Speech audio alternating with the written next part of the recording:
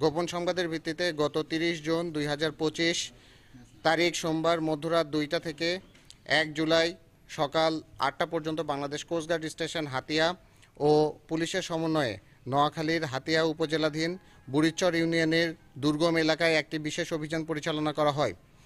উক্ত অভিযানে চলাকালীন সময়ে উক্ত এলাকা হতে শামীম ডাকাত বাহিনীর 2 জন সক্রিয় সদস্য মোহাম্মদ সোহেল, মোহাম্মদ সুমন এবং নারী সহযোগী মুসাম্মাদ পারুল বেগমকে 5টি দেশীয় আগ্নেয়াস্ত্র, অস্ত্র তৈরির সরঞ্জাম, ডাকাতির কাজে ব্যবহৃত সরঞ্জামাদি, 2 বোতল চেতনানাশক ওষুধ, 2 ভরি 12 আনা তামার ওপর স্বর্ণের প্রলেপ দেওয়া চোরাই হাতের চুড়ি এবং 10 ভরি 13 আনা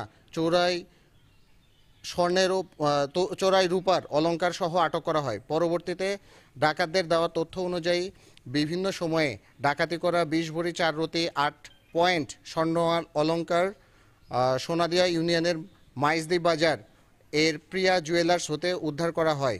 এই সময় চোরাকৃত স্বর্ণ ব্যবসা ও মজুদের সাথে সংশ্লিষ্টতা থাকায় প্রিয়া স্বর্ণ জুয়েলার্সের মালিক উজ্জ্বল বণিককে আটক করা হয়।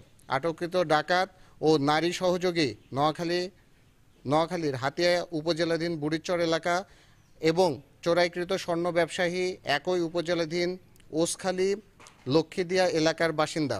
আটককৃত ডাকাত দলের নারী সহযোগী ও চোরাইকৃত স্বর্ণ ব্যবসায়ী সহ জব্দকৃত সকল আলামত এর আইনানুগ ব্যবস্থা গ্রহণের কার্যক্রম প্রক্রিয়াধীন রয়েছে।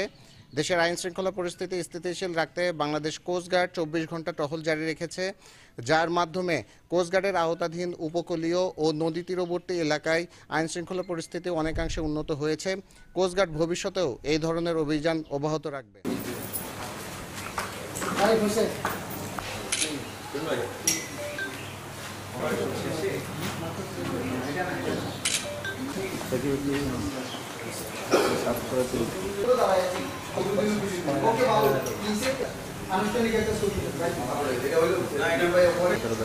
এই জামাই টাকা নেই এত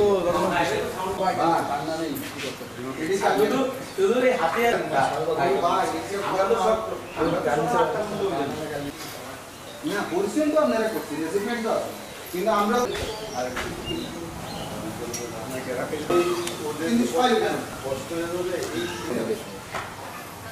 ভাই গেছে আপনার কাছে